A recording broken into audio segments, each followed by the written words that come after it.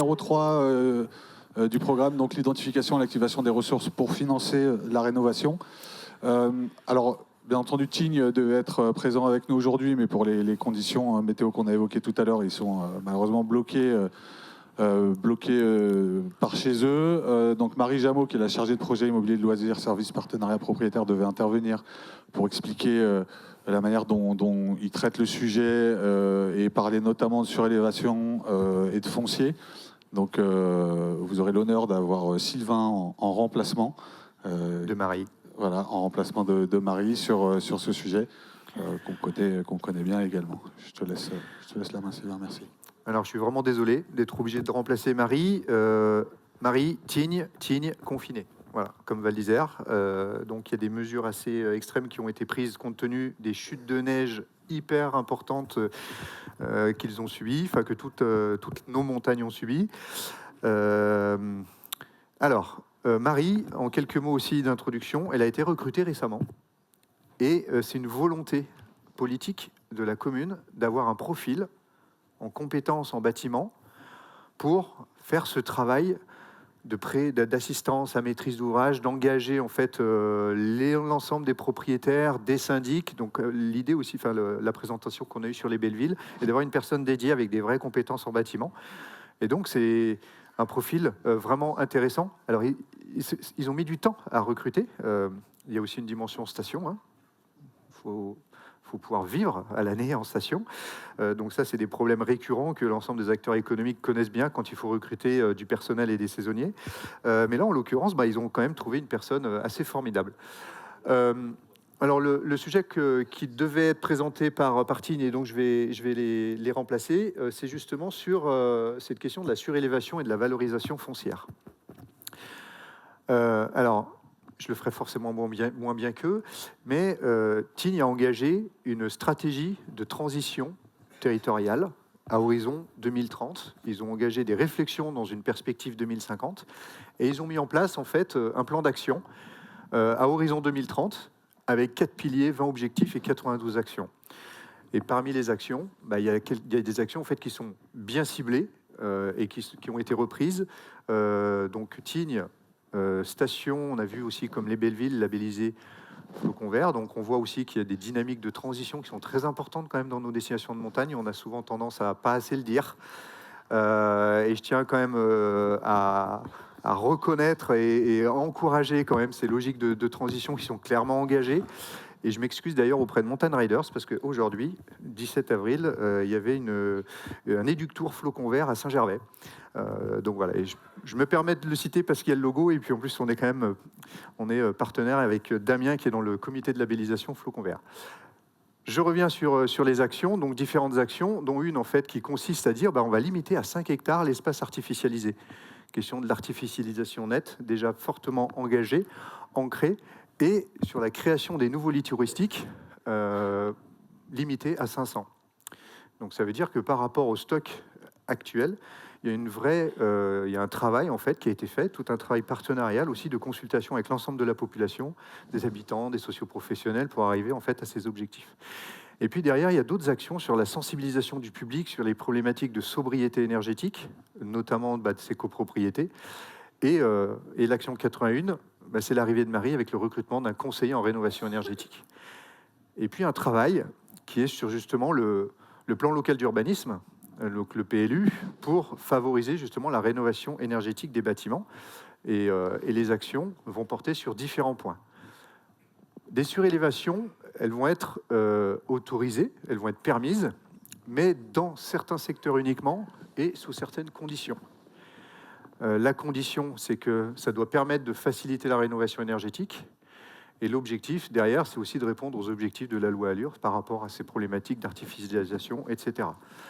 Par contre, c'est vrai que la surélévation, on a souvent entendu, pour rénover, il faut surélever. Et si on ne peut pas surélever, on ne peut pas rénover.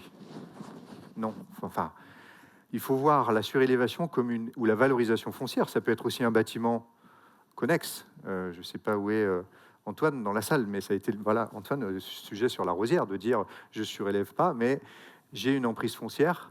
Par contre, il y a tout un travail à faire avec les élus locaux pour voir si c'est bien en adéquation avec la vision sur le long terme et les besoins.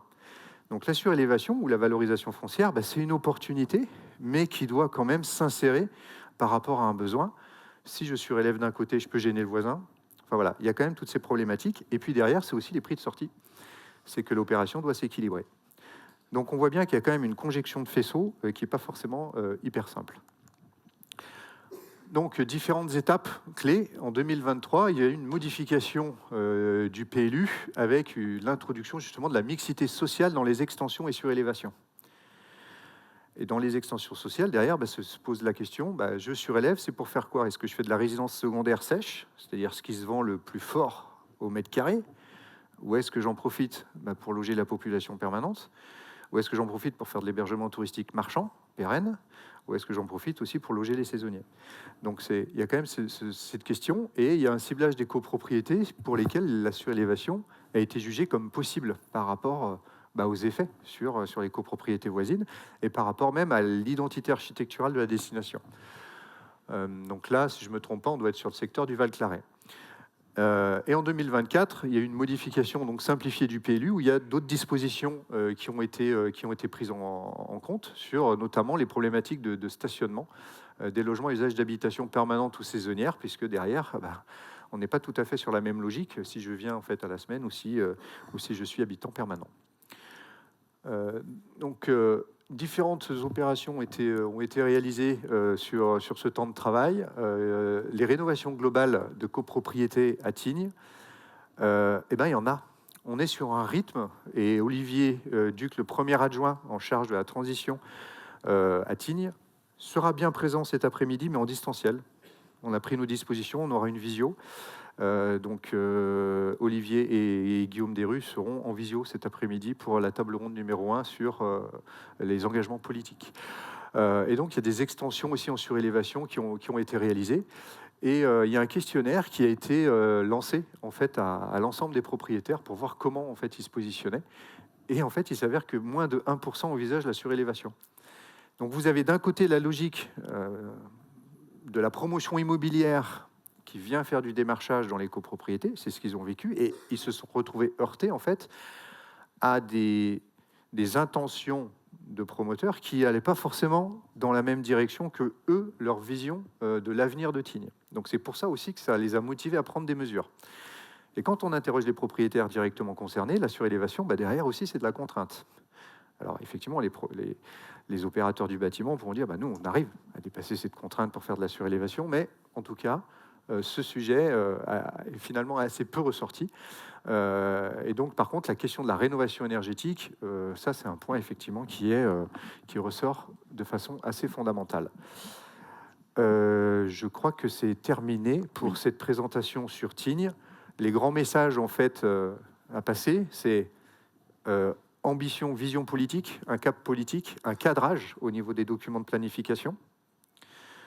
Un courage aussi, quelque part, de se dire on va limiter l'artificialisation avant même les objectifs d'artificialisation nette à horizon 2050. On limite l'hébergement touristique en considérant qu'en fait, on a déjà du stock et que l'enjeu, c'est plutôt d'activer ce stock et de mettre de l'intensité d'usage dedans. Et par contre, les actions qu'on met en place, il faut que ce soit aussi pour la population permanente et les saisonniers. Un exemple très simple. Tignes, aujourd'hui, est bloqué. C'est une île coupée du monde. Donc on est en fond de vallée, etc. Il y a des vrais enjeux aussi par rapport à la population permanente, avec une tension foncière qui va en s'accroissant. Donc voilà, et surtout, ces recrutements de personnel technique dédié qui sont capables de faire le lien humain aussi qu'évoquait Laurence tout à l'heure. Voilà, je n'étais pas Marie Jameau, je l'excuse, mais ils font un travail formidable et je vous demande de les applaudir, mais c'est surtout pas moi. Merci Sylvain. Sans transition, je vous propose, donc on est toujours sur l'aspect du financement, de la rénovation, de parler de rénovation et de financement dans cet ordre-là. En fait, on a développé un simulateur avec l'entreprise Specinov et avec le soutien du cabinet d'expertise comptable MG, qui sont présents aujourd'hui, on les remercie. Donc l'idée de ce simulateur, en fait, c'était tout simplement de permettre aux propriétaires, ainsi que aux propriétaires, à se projeter, à se projeter dans ces travaux de rénovation, en prenant en compte en fait tous les aspects qui rentrent dans le sujet des travaux de rénovation. Avec des chiffres, selon des situations individuelles, personnelles, et la possibilité finalement de créer un plan de financement et de travailler sur des questions de retour sur investissement. J'investis tant, j'ai des dépenses, j'ai des recettes locatives potentielles. Comment derrière, finalement, ça peut s'amortir dans le temps? Alors, je vais vous le présenter ce midi lors de la pause déjeuner. Donc, je vous montrerai en direct ce que ça donne. Mais vous voyez, il y a un certain nombre d'onglets. On est allé dans le détail. On a essayé vraiment d'aller dans le détail où le propriétaire, donc c'est anonymisé, donc il n'y a pas de question des RGPD, etc., va rentrer les caractéristiques de son bien, la gestion de son bien. Est-ce qu'il l'occupe à titre personnel? Oui, combien de semaines? Est-ce qu'il le loue? Oui, combien de semaines?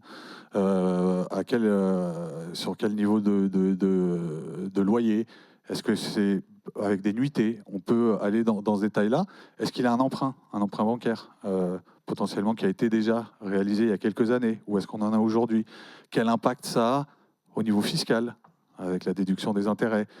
Quel impact ça a au niveau de la trésorerie, ce qui lui reste à la fin dans la poche une fois qu'il a tout payé? Et donc, il va pouvoir remplir tous ces éléments, emprunt, financement, quelles sont les charges courantes, quelles sont les charges de rénovation, les travaux prévus, sous quelle forme ils s'amortissent ou pas. La fiscalité, est-ce qu'il est au régime microbique? Est-ce qu'il est au régime réel simplifié, avec la possibilité de déduire et ou d'amortir un certain nombre de charges? Les économies potentielles, si un diagnostic a eu lieu, qui permet de savoir le potentiel de réduction, des économies d'énergie derrière, les aides financières quand il y en a, les questions de recettes locatives, et puis bien entendu derrière des éléments fiscaux qui vont prendre en charge, en compte sa tranche marginale d'imposition, etc. Tout ça dans un objectif, mais je vous le présenterai ce midi pour ceux que ça intéresse, un objectif d'avoir finalement un graphique qui permet d'amortir et de se projeter dans son projet de travaux. Vous avez une quote-part de 20 000 € de travaux. Comment? En mettant en face des revenus locatifs, en prenant en compte toutes les charges de la fiscalité, comment je vais pouvoir finalement absorber cette dépense initiale et ces éléments de travaux. Je ne vous en dis pas plus là-dessus, parce qu'on va rentrer dans beaucoup de chiffres, mais voilà, je vous invite à venir voir comment ça fonctionne ce midi.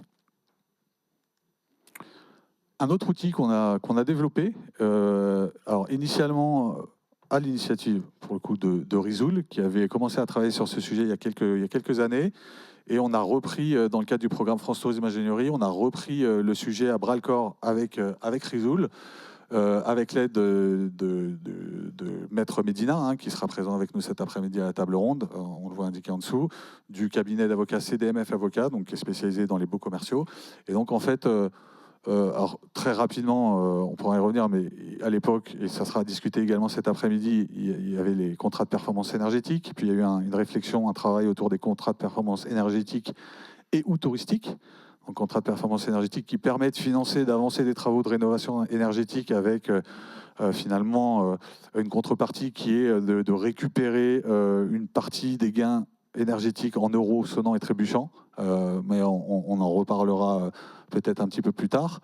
Donc, dans ce bail rénovation qui tire un peu son origine de ces réflexions de CPE et de CPET, c'est de se poser la question en disant, voilà, des propriétaires potentiellement dans le diffus qui n'ont pas la possibilité d'avancer des travaux, alors que ce soit partie privative et ou partie commune, d'ailleurs, quote-part de travaux, partie commune, ça fonctionne également, c'est de se dire, voilà, comment on peut trouver une solution. Donc le bail rénovation permet finalement à une société tiers, on parle de tiers financement, tiers investissement, une société tiers de SEM local par exemple, de venir avancer les travaux, pour le compte du propriétaire. Donc j'ai 20 000 €, je ne peux pas les mettre. Eh ben, la société est en capacité d'avancer les travaux sur la base d'un cahier des charges de rénovation, donc avec un minimum de montée en gamme, de mise à jour au regard des attentes également. Et en contrepartie, le propriétaire s'engage à mettre son bien auprès de la société en gestion locative. Quelques semaines de jouissance personnelle, il y a plusieurs formules qui peuvent être choisies, un bouquet de travaux qui est déterminé à l'origine également, et donc un loyer qui est minimisé, hein, qui est réduit, puisque bien entendu, il y a le montant des travaux qui est pris en considération. Donc il y a un modèle économique qui doit être trouvé. Il y a également des financements qui sont nécessaires, puisqu'aujourd'hui, une société, si elle a 10 appartements dans le diffus pour lesquels il faudrait qu'elle puisse avancer 20 000 euros chacun, ben on est sur des montants de 200 000 euros. Donc soit on a l'air insolite pour les mettre, soit il faut faire appel à des financements bancaires. Et c'est également un sujet sur lequel Risoul, avec notre soutien, est en train de travailler à des questions d'assurance également, d'avancement des fonds. Donc ça, c'est quelque chose qu'on a développé. On a un modèle de bail qui est juridiquement cadré avec l'aide de Maître Médina, une note juridique et certains points d'attention à ce sujet. Et voilà, on vous invite à venir en discuter avec nous et également être présent cet après-midi lors des tables rondes où ce nouveau type de bail qu'on a appelé bail rénovation-gestion sera également abordé. Hein. Donc on était sur rénover et financer et rénover, pour le coup, dans le sens, et là, commercialiser et accueillir, puisque les revenus locatifs, on l'a bien compris, sont une source c'est une ressource hein, pour financer les travaux de rénovation. La prime rénov, c'est une fois, les revenus locatifs, potentiellement, c'est tous les ans, hein, si on met son bien en gestion locative. Donc il faut commercialiser. Mais pour commercialiser, il faut également du réceptif. Il faut de la conciergerie. Dans les destinations, on s'en rend compte peut-être déjà à titre personnel quand on part éventuellement en vacances, mais on s'en rend compte également en discutant avec les acteurs du territoire, avec les destinations, avec les offices de tourisme. Et donc le réceptif, c'est indispensable pour pouvoir commercialiser, pour pouvoir finalement participer, contribuer pour tout ou partie de ses revenus locatifs à la rénovation de son appartement et également de la copropriété, bien entendu. Donc commercialiser, c'est bien, commercialiser et bien accueillir, c'est encore mieux. Donc on a réfléchi entre nous, déjà, c'est des sujets qui ont déjà été abordés sur la question des courts-séjours, décalés le dimanche au dimanche, par exemple, c'est des choses qui se développent. Le dimanche, il n'y a pas de camion. Voilà, il y a des sociopros, il y a des acteurs qui se mobilisent également pour prendre en charge cette évolution qui prend du temps, mais qui est en cours. Et puis, on s'est posé une question, notamment avec Orsière, dont Jordan et Nathalie viendront juste après présenter un retour d'expérience sur le sujet. C'était de se poser la question, est-ce qu'un acteur public, en cas de carence de l'initiative privée, et c'est ce qu'on peut constater dans un certain nombre de stations, que ça soit une carence quantitative ou une carence même qualitative, on s'est posé cette question et on a fait travailler un cabinet d'avocats qui s'appelle ASEA Avocats, qui sont basés à Lyon, qui connaissaient bien le sujet. On leur a demandé de se poser la question de dans quelle mesure un acteur public pouvait prendre le relais finalement des acteurs privés en termes de jurisprudence, en termes de contentieux, en termes d'intérêt général, etc. Donc on a une étude qui a été réalisée il y a un peu plus d'un an maintenant, qui porte sur l'organisation et l'exploitation par un acteur public d'un service public de conciergerie. Et rien de mieux que, pour montrer un exemple concret, d'appeler sur la scène, et je les remercie par avance, Jordan Jusqu'à, directeur de l'Office de tourisme d'Orsière, ainsi que Nathalie Escalier, responsable de la centrale de réservation, qui vont vous faire part de leur expérience, puisqu'ils ont engagé maintenant, depuis 2 saisons, une conciergerie au sein de l'Office du tourisme en lien avec la centrale. Merci à vous deux.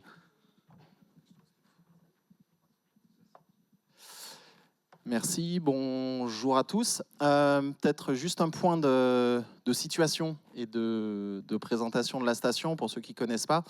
Donc Orsière se situe dans les Alpes du Sud, département des Hautes-Alpes, 2h30 de Marseille, 2h d'Aix, 1h30 de Grenoble, 2h30 de Lyon. Voilà, donc à la croisée des climats méditerranéens et alpins. Donc voilà, on fait partie du top 5 des domaines skiables des Alpes du Sud, 100 km de piste. Voilà, 4 caractéristiques peut-être pour présenter la station. Le soleil, on est l'une des stations les plus ensoleillées de France.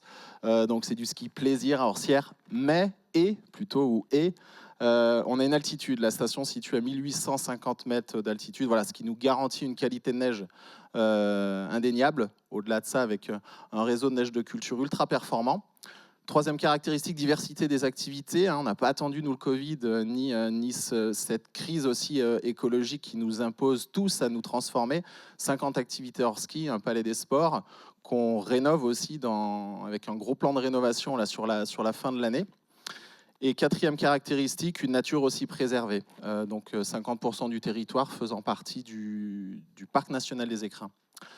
Donc au-delà de cette petite présentation de la station, voilà, je crois que le témoignage en tout cas que l'on souhaitait porter reposait sur une conviction qui est forte, en tout cas pour Orsières, qui est de lier d'une manière très intime la commercialisation avec les services, l'accueil ou les services en tout cas associés aux propriétaires, mais aux clients par effet ricochet. Et effectivement, toutes les démarches, et c'est ce qu'on va essayer de vous montrer, toutes les démarches contribuent à alimenter ce tandem que l'on a et que l'on anime sur la station.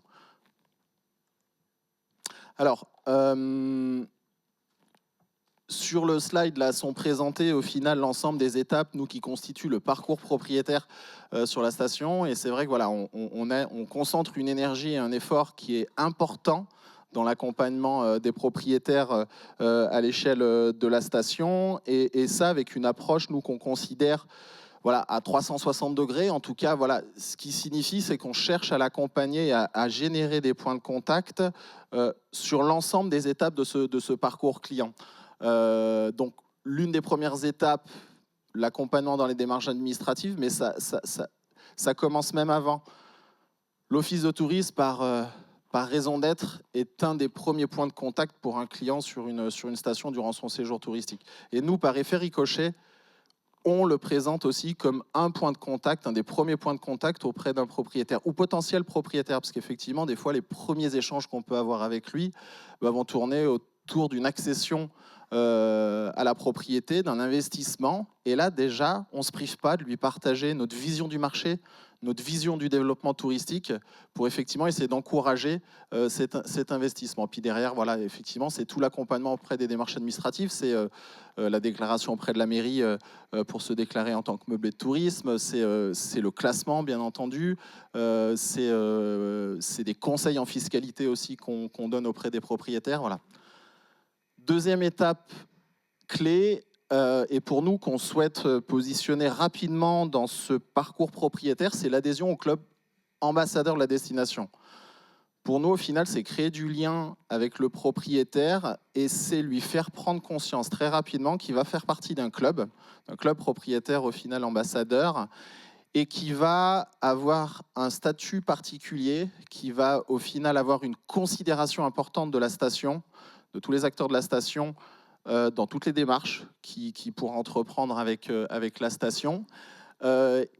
Et par effet ricochet aussi, avec ce statut d'ambassadeur, c'est qu'ils comprennent que lui aussi, il aura un rôle à jouer dans la valorisation aussi du territoire. Troisième étape, donc après, donc ça c'est le cœur aussi de... Je pense qu'il y a certaines étapes aussi, il y a certaines actions que beaucoup de stations réalisent, mais donc on a décidé de mettre en place aussi des visites conseils, nous avec un objectif donc pour améliorer qualitativement l'offre d'hébergement sur la station et pour accompagner aussi une montée en gamme. Donc ces visites conseils s'articulent autour d'une relation triptyque. Donc avec un cabinet d'architectes d'intérieur et décorateurs d'intérieur, et au final 2 objectifs: rénover ou décorer, du moins customiser un appartement. Et ça, donc après, ça doit aboutir sur l'obtention d'un label, donc qui est spécifique aussi. Donc à Orsières, nous, c'est les griffes, donc spécifique à Orsières, et au final, qui est un signe distinctif de reconnaissance de la qualité de l'hébergement sur la station, et qui cherche à la fois à formaliser cette montée en gamme qu'on cherche à animer auprès des propriétaires et de tous les hébergeurs de la station, mais aussi à le valoriser avec des enjeux de communication auprès de la clientèle. Ensuite, des actions, des étapes naturellement de communication, donc shooting photo avec un photographe professionnel, et puis valorisation naturelle du bien sur l'ensemble des supports de communication de la station, dont le site internet. Commercialisation, étape après clé, donc du parcours propriétaire, donc indissociable avec toutes les autres étapes. Et là où le leitmotiv est la simplification, donc en tout cas l'accompagnement dans toutes les étapes de commercialisation. Donc là, ça va du conseil tarifaire, hein, du bon pricing, jusqu'au réceptif, à la remise de clés, et en passant par toute la gestion aussi de la relation clientèle avec le client du propriétaire. Et enfin, donc, ça c'est une des nouveautés, donc une 7e étape dans le parcours propriétaire. Donc on a mis en place, on a voulu aller plus loin effectivement dans cette démarche globale parce qu'il y avait effectivement une carence. Donc Nathalie vous en expliquera un petit peu le contexte et ces premiers retours d'expérience. Donc on a souhaité aller plus loin dans le parcours client et dans le service apporté aux propriétaires et par effet ricochet au final aux clients, en mettant en place du réceptif. Et donc du réceptif avec la mise en place de conciergerie, donc destiné aux clients, mais qu'on accompagne avec les propriétaires et naturellement avec une complémentarité déjà des structures existantes. Ce n'était pas à faire à la place de, voilà, c'est vraiment en complémentarité de l'offre existante. Donc ça, on vous en parle juste après. Quelques éléments au final explicatifs sur la manière dont on accompagne la commercialisation et les services associés. C'est naturellement lié, nous, aux caractéristiques de notre parc d'hébergement et des spécificités territoriales. Donc la première chose qui n'est pas forcément là mentionnée, c'est comme je pense dans beaucoup de territoires de montagne, donc une tension foncière qui est importante. Donc ce qui nous impose ou prive d'imaginer d'innombrables projets immobiliers, de nouvelles créations immobilières, même si on en a et qui vont aussi se concrétiser dans les années à venir. Mais on a décidé effectivement de positionner une stratégie et une ambition à l'échelle de la station autour de la rénovation des biens existants, et ça effectivement dans une optique de développement durable. Alors, première caractéristique, on a un parc immobilier qui est composé d'à peu près 19 000 lits et on a 60% à peu près de lits froids. Donc ça qui nous impose naturellement de se dire il faut réchauffer nos lits. Et au final, le rôle d'animateur commercial ou de commercialisateur est indispensable. Parce que sinon on ne le fait pas, personne ne le fera. Ou en tout cas, il faut qu'on occupe aussi ce rôle-là aux côtés des partenaires commerciaux, et on en reparlera un petit peu après. Et en lien avec cette première caractéristique, sur nos lits qui sont considérés comme chauds, on a 1/3 de lits diffus, 30% à peu près. Donc naturellement, ça veut dire que ce n'est pas un hôtelier qui est derrière, ce n'est pas un gros commercialisateur, ce n'est pas des gros hébergeurs. Et donc là, naturellement, il faut accompagner le propriétaire à être performant sur sa commercialisation pour ne pas casser cette dynamique commerciale de la station. Deuxièmement, ce qui explique la caractéristique de cette ambition qu'on présente, c'est qu'on a une gouvernance qui est simplifiée et resserrée à l'échelle d'Orsières, donc qui nous facilite aussi, premièrement qui nous facilite ce positionnement, mais deuxièmement aussi qui nous conduit vers une ambition qu'on a, parce que donc resserré, pour être un peu explicite, c'est autour des 3 parties prenantes, mairie, office de tourisme et remontée mécanique, via une SEM qui pilote beaucoup de choses, beaucoup d'équipements sportifs sur la station, domaine skiable, palais des sports notamment. Et ça, au service du territoire. Et au final, cette organisation, donc nous, on pousse une politique resort où le leitmotiv, c'est simplification du parcours client. Toutes les actions qu'on conduit sur la station, quelles qu'elles soient, sont animées par ce leitmotiv-là, simplification du parcours client. Par effet ricochet, c'est simplification aussi du parcours propriétaire, d'où au final cet accompagnement et ce côté indissociable entre la commercialisation et le service apporté aux propriétaires. Et enfin, la centrale de réservation. On a la chance d'avoir une centrale de réservation. Il n'y a pas toutes les stations aussi qui prennent ce rôle-là. Et nous, la raison d'être de la centrale de réservation, c'est être facilitateur et coordinateur des partenaires commerciaux. Donc ça, c'est notre position. Et c'est de se dire, demain, par rapport aux services qu'on propose, comment arbitrer au final sur la meilleure performance commerciale.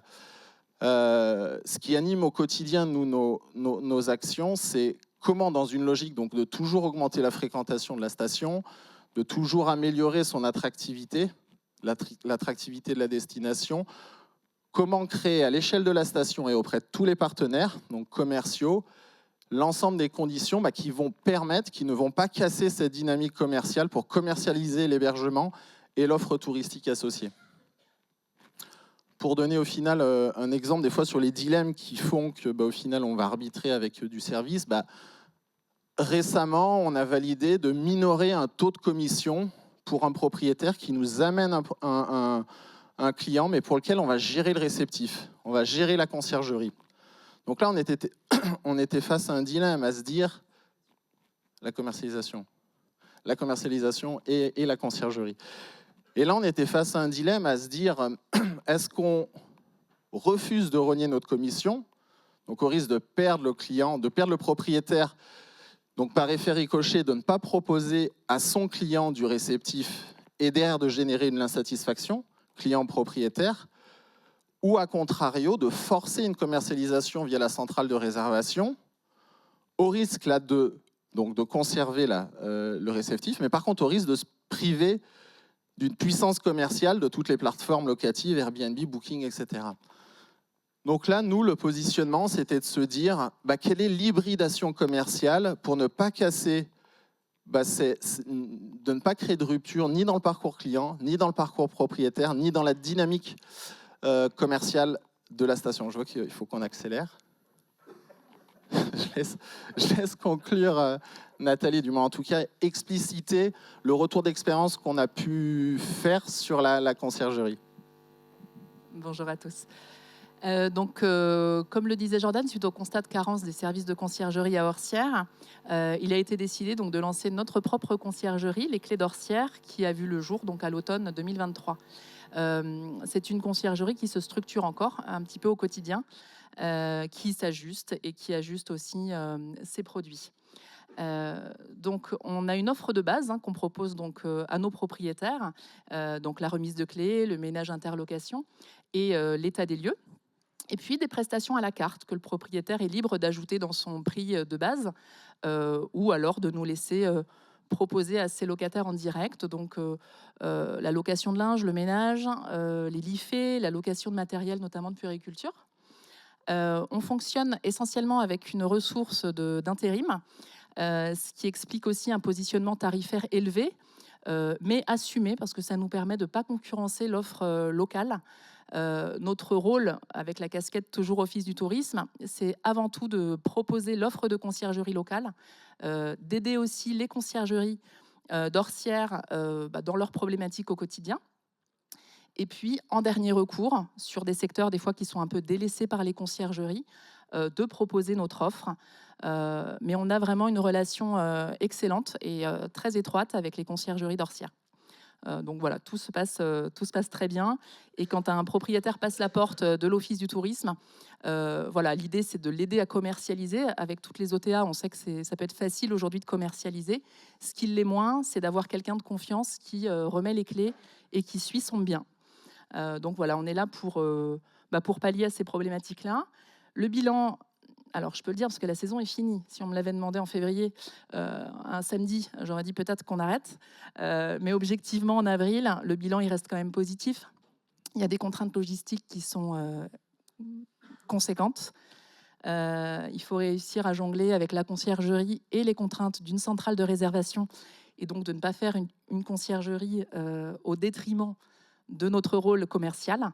Donc voilà, c'est des ajustements un petit peu au quotidien. Les contraintes logistiques, elles sont nombreuses. Voilà, on a décidé de proposer l'offre LIFE. Ok, mais du coup, on est tributaire d'un véhicule. Et parfois, juste aller d'un appartement à un autre, c'est complexe. Notre conciergerie, aujourd'hui, elle a 20 appartements en mandat, ce qui peut sembler très peu. Mais je vous assure qu'un samedi, c'est beaucoup. Voilà. Je te laisse conclure. Oui, c'était très bien, mais simplement, voilà, le message de conclusion, mais c'est merci, mais c'est juste pour dire, voilà, ne pas proposer ce service de conciergerie, nous, ça aurait créé une rupture, en tout cas dans la dynamique commerciale de la station, et il fallait qu'on occupe la place. Si on ne le faisait pas, personne n'allait le faire et on allait dégrader la performance de la station. Merci.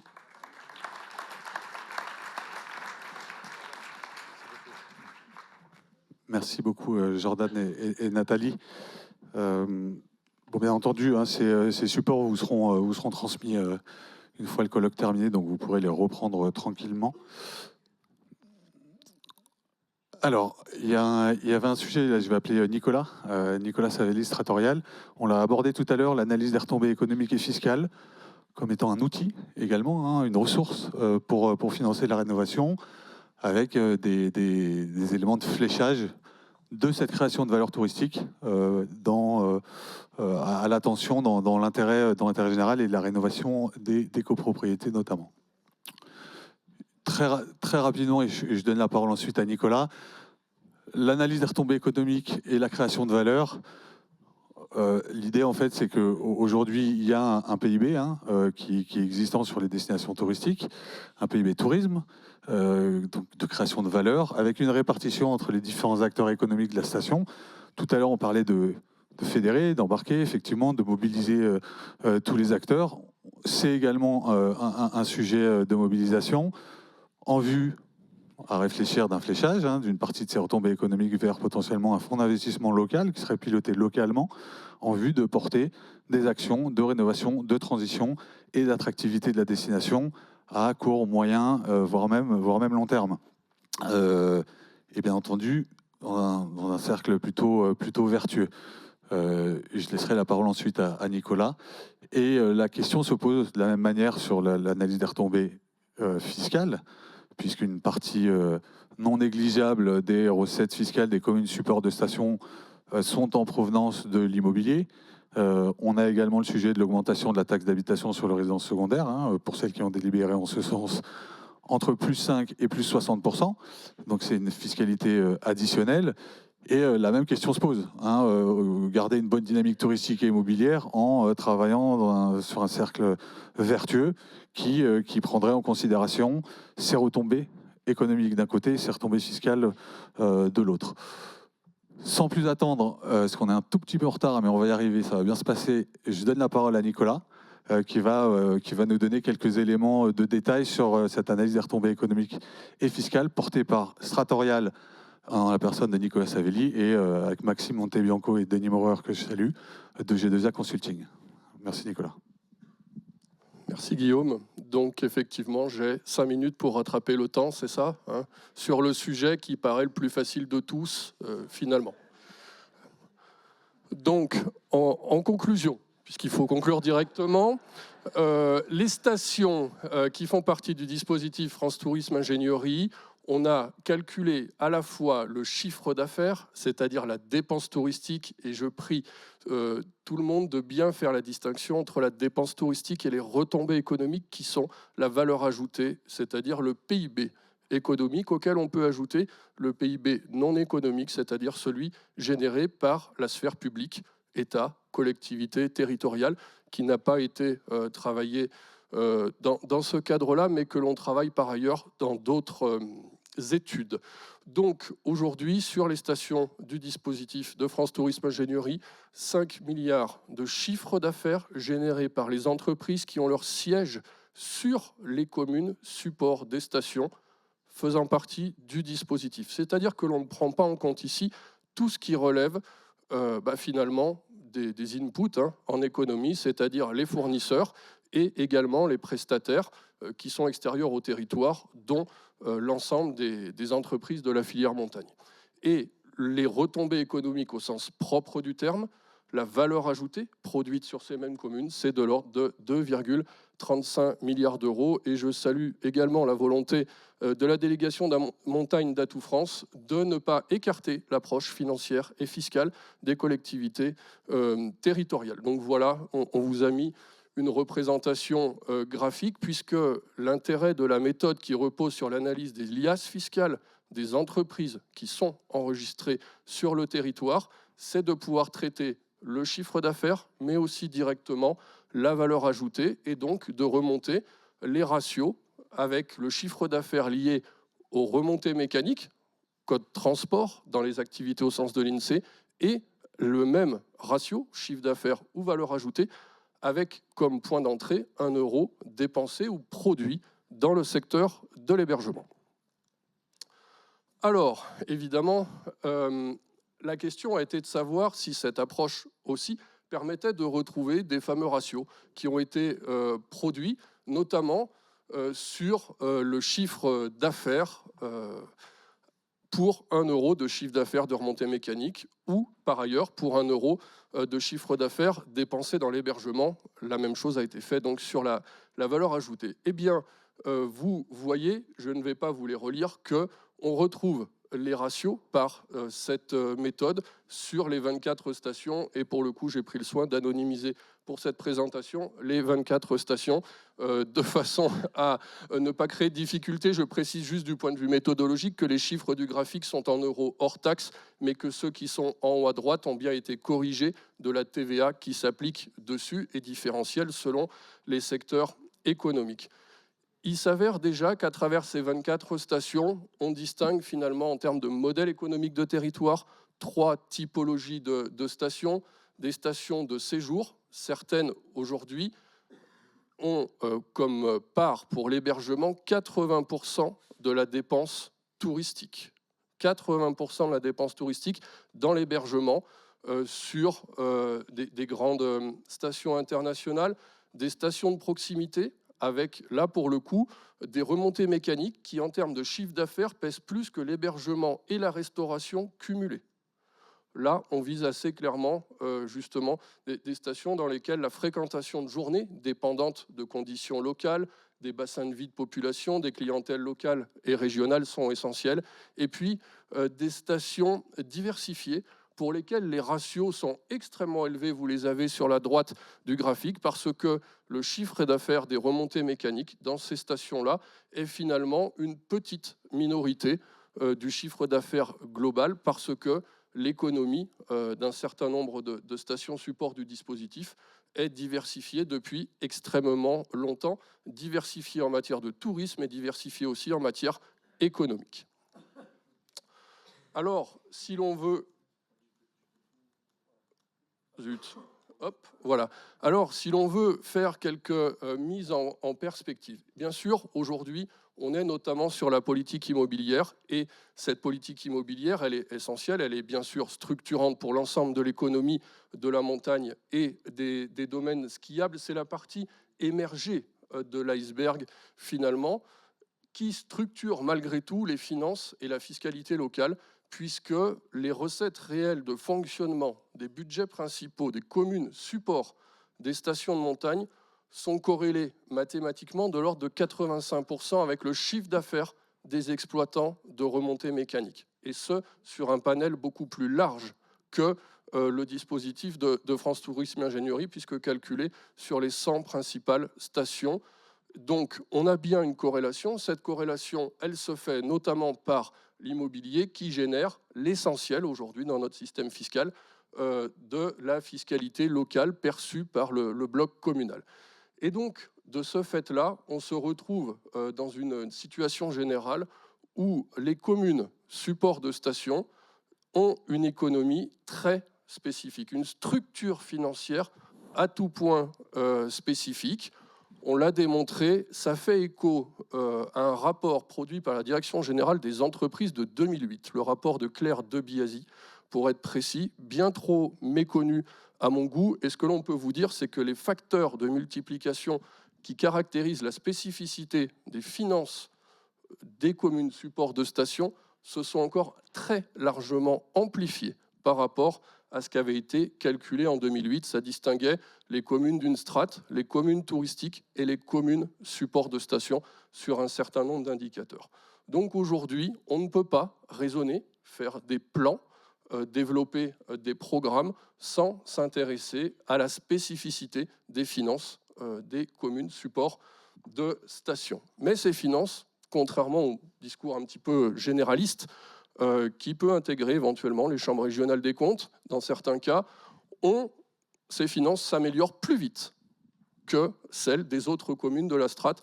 On peut aussi préciser que la spécificité de ces structures financières tend à converger au fur et à mesure que la population INSEE permanente des communes supports de station est importante. Plus on va vers des villes supports de station et plus on a une convergence des facteurs par rapport à la strate globale des collectivités. L'autre point que l'on a pu regarder, c'est notamment le taux de dépendance aux ressources extérieures et à la péréquation. En fait, on se retrouve dans une situation où la situation financière des collectivités tend à s'améliorer, mais tend à s'améliorer grâce à la croissance des ressources variables perçues par ces collectivités. Et dans les ressources variables, taxe de séjour, taxe loi montagne, droit de mutation, occupation du domaine public, etc., etc. Droit de place de marché, enfin, tout un tas de ressources qui sont directement liées à l'attractivité du territoire. Donc on est dans une situation où pour les personnes qui gèrent des finances, autant dans une entreprise que dans une collectivité, ça vient poser de questions. C'est-à-dire que la croissance des ressources variables a plus que compensé ces 10 dernières années les baisses des ressources fixes, que sont notamment les dotations de l'État, mais aussi d'autres ressources extérieures comme les péréquations au sein des intercommunalités. Mais la conclusion et le corollaire de ça, c'est que finalement, on accroît la dépendance à des ressources variables directement générées par l'attractivité touristique et économique de ces communes. Alors qu'en face, on a des structures de charges fixes, et ces charges fixes, elles sont nécessaires à la fois pour les services publics du quotidien pour la population permanente, mais aussi et surtout pour accompagner ce développement économique. Dans les charges fixes des collectivités, il y a notamment toute la promotion, tous les moyens donnés aux offices du tourisme, aux offices du commerce et de l'artisanat, à l'ensemble des structures qui ne génèrent pas directement un grand équilibre économique. C'est bien l'argent de la collectivité qui vient soutenir ces structures, qui participent de l'attractivité de la destination. On comprend bien que si on réduit ces moyens-là, fatalement, on va avoir des gros problèmes en termes de commercialisation, de promotion de la destination. Et puis, la localisation avec les modèles différentiels. Et donc, la conclusion que l'on peut se poser et la mise en perspective aussi de cette situation d'une croissance des ressources variables face à des charges fixes, c'est aujourd'hui de dire, et si la péréquation se faisait pour financer cette transition immobilière de modèle économique, plutôt que de financer finalement par d'autres moyens des collectivités en dehors de la montagne, puisqu'on sait que nos communes et nos EPCI de zones de montagne sont de loin les principaux contributeurs du FPIC. Question est posée, il a été évoqué tout à l'heure, notamment dans le cas des belles villes, des outils très performants locaux qui existent, il y en a d'autres en plein développement. Il y a des possibilités avec des fonds de dotation pour lesquels la Caisse des dépôts peut être évidemment un partenaire essentiel. En tout cas, si on veut financer la transition d'un modèle qui lui-même ne génère pas de ressources complémentaires pour celui qui doit le financer en tant que puissance publique, eh bien, il va falloir organiser des nouvelles formes de solidarité et peut-être territorialiser la péréquation. Merci beaucoup Nicolas. Une belle conclusion.